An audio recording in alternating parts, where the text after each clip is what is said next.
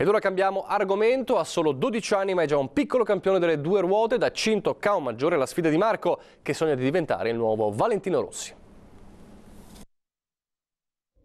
È una passione troppo grande da spiegare così. Di anni ne ha 12 e corre da quando ne aveva 10. Marco Sbaiz vive di pane e moto, è un obiettivo ambizioso, correre sulle piste della MotoGP. E in attesa di incrociare i manubri con Valentino Rossi e Daniel Pedrosa, il baby campione sfreccia già sulle moto dei grandi come la 125. Si è fatto strada con le mini moto, vincendo gare a raffica, e ora ha provato anche le brezze delle cilindrate maggiori.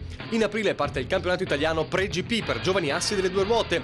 Una sfida difficile, ma Marco sfoggia già una saggezza da veterano. Io non ho paura di andare in pista perché comunque è molto c'è sicurezza, se cadi le piste sono pulite, ti fai meno male che andare per strada, ecco, con tutte le macchine, il sporco che c'è in pista. Infatti consiglio a tutti i motociclisti di andare piano per strada, ecco.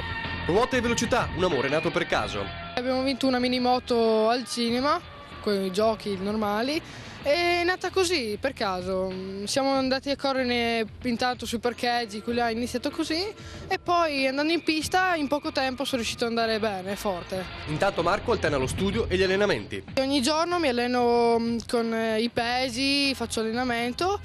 E un po' di fisico serve sicuramente perché la moto pesa 100 kg in più. Passione totale, se non dovesse sfondare come pilota, Marco ha già un'idea del futuro. Meccanico, vorrei fare il meccanico, comunque riuscire ad andare comunque meccanico MotoGP, ecco.